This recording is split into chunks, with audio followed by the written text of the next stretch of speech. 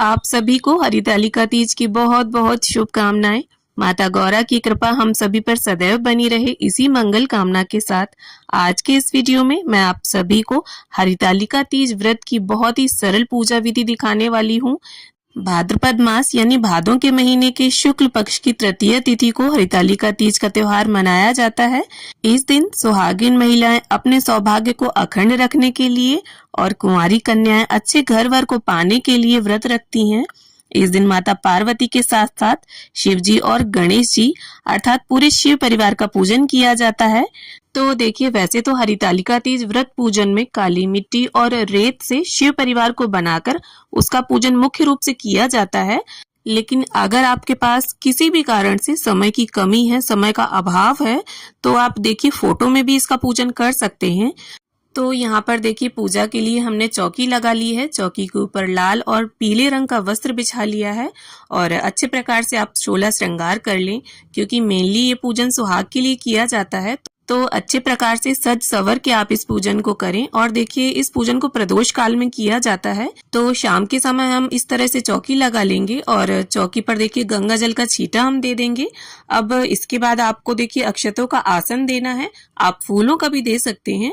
और इसके बाद हमें शिव जी का एक ऐसा फोटो लेना है जिसमें उनका पूरा परिवार हो। तो यहाँ पर हम इस प्रकार से शिव परिवार को विराजमान कर लेंगे। अब इसके बाद हमने यहाँ पर 2 केले के पत्ते लिए हैं और इन्हें इस तरह से हम देखिए चौकी पर लगा लेंगे। तो या तो आप 5 फूलों की लड़ियों से फुलेरा बना लें या केले के पत्ते भी लगा सकते हैं। तो फुलेरा बनाकर और पार्थिव शिव परिवार का पूजन किस तरह से किया जाता है उसकी वीडियो भी मेरे चैनल पर है, लिंक मैं आप सबको डिस्क्रिप्शन में दे दूंगी। इसके बाद देखिए चौकी पर हमें थोड़े से अक्षत डालने हैं और यहाँ पर अष्टदल कमल की आकृति बना लेंगे हम और कलश स्थापना करेंगे। देखिए, हरितालिका तीज के व्रत में कलश स्थापना अनिवार्य होती है, तो कलश स्थापना आप जरूर से करें। तो इस तरह से देखिए अष्टदल कमल की आकृति बनाकर अब हमें एक, या तो आप पीतल का लोटा ले लें या आप तांबे का भी लोटा ले सकते हैं। तो यहाँ पर मैंने पीतल का एक लोटा लिया है, उसके कंठ पर मोली बांध ली है और गंगा जल, सिक्का, सुपारी, हल्दी की गांठ, अक्षत, ये सभी चीजें नॉर्मली जो कलश स्थापना में डलती हैं वो सारी सामग्री हम कलश के अंदर डाल लेंगे। और साथ में आप कलश के अंदर चंदन और रोली भी डाल लें। अब देखिए, इसके बाद हमें लेने हैं 5 आम के पत्ते। तो अगर आपको आम के पत्ते ना मिले तो आप अशोका के पत्ते भी प्रयोग कर सकते हैं। अब इस प्रकार से देखिए चंदन और रोली से हम सभी पत्तों को टीक लेंगे और इस तरह से कलश के अंदर हम इन्हें लगा लेंगे। अब हमें एक चावलों से भरा पूर्ण पात्र लेना है और उसे इस तरह से देखिए कलश के ऊपर हम रख देंगे। अब हमें रोली या कुमकुम से कलश के ऊपर स्वास्तिक का निशान बनाना है। स्वास्तिक का जो निशान है वो बहुत ही शुभ माना जाता है, तो इसे इस प्रकार से हम बना लेंगे। अब देखिए, यहाँ पर कलश स्थापना हमारी हो गई है और शिव परिवार को भी हमने विराजमान कर दिया है, मतलब पूरी चौकी हमारी लग गई है। अब हमें एक शुद्ध देसी घी का दीपक लेना है और दीपक में आप ध्यान रखिए 2 लंबी बातियों वाला दीपक आपको लेना है और दीपक काफी बड़ा आप लें जिससे वो पूरी रात्रि जलता रहे, क्योंकि हरितालिका तीज व्रत में रात्रि जागरण का विशेष महत्व है। तो अगर आप किसी कारण से पूरी रात ना जाग पाएं तो आपकी जगह पर ये दीपक प्रज्वलित बने रहना चाहिए।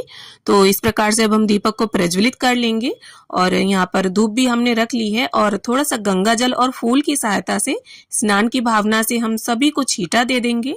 अब इसके बाद स्नान के बाद जिस तरह से वस्त्र पहने जाते हैं ठीक उसी प्रकार से वस्त्र की भावना से यहाँ पर मैंने कलावा अर्पित कर दिया है। माता गौरी को यहाँ पर चुनरी अर्पित कर दी है।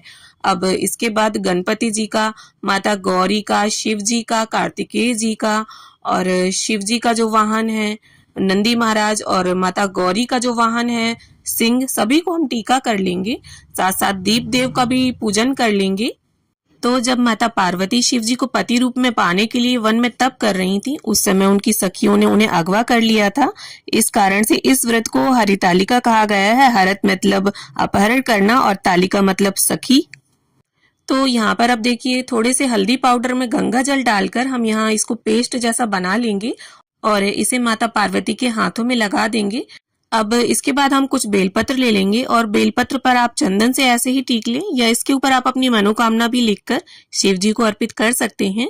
अब इसके साथ ही देखिए शिव जी की जो भी प्रिय वस्तुएं आपको मिल जाती हैं उन्हें आप ले लें। तो यहाँ पर मैंने धतूरा ले लिया है और वो अर्पित कर दूंगी मैं। साथ ही धतूरे के फूल हैं मेरे पास, लाल फूल हैं गुलाब के, गेंदे के फूल हैं, शमी पत्र हैं। तो ये सभी चीजें हम इस प्रकार से माता गौरी को, गणपति जी को, शिव जी को, कार्तिकेय जी को, सभी को अर्पित कर देंगे। भगवान शिव शंकर को वन में मिलने वाले फल, फूल, पत्ते बहुत अधिक प्रिय हैं, क्योंकि माता पार्वती ने वन में जब तप किया था तब इन्हीं चीजों को अर्पित करके भगवान शिव शंकर को प्रसन्न किया था। तो हरितालिका तीज व्रत में 3 की संख्या का बहुत अधिक महत्व है। तो किसी भी तरह के 3 प्रकार के फल आप अर्पित कर सकते हैं, या कोई भी एक फल 3 की संख्या में भी आप अर्पित कर सकते हैं। तो यहाँ पर मैंने खीरा, नाशपाती और नारियल का फल अर्पित किया है। साथ ही मैं यहाँ पर 3 तरह की मिठाई अर्पित कर दूंगी।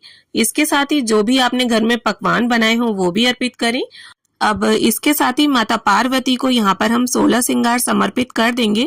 देखिए, जब भी कोई सुहाग का पूजन हो और आप माता गौरी का या माता पार्वती का पूजन करें तो श्रृंगार का सामान जरूर अर्पित करें। चाहे आप 5 ही वस्तुएं अर्पित करें, उसमें चूड़ी, बिंदी, महावर, मेहंदी, सिंदूर, ये आप जरूर रखें। इसके साथ आप जितना चाहें वो अर्पित कर सकती हैं। और जो हमने श्रृंगार का सामान अर्पित किया है उसमें से बिंदी एक निकालकर हम यहाँ पर माता पार्वती को लगा देंगे।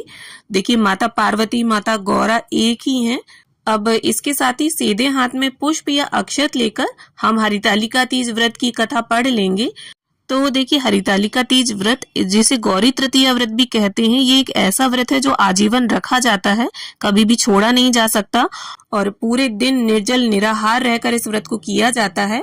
तो यहाँ पर मैं कपूर आरती कर रही हूँ, आप चाहें तो घी का दीपक लगाकर भी आरती कर सकते हैं। तो इस प्रकार से अब हम सभी की प्रेम पूर्वक आरती उतार लेंगे।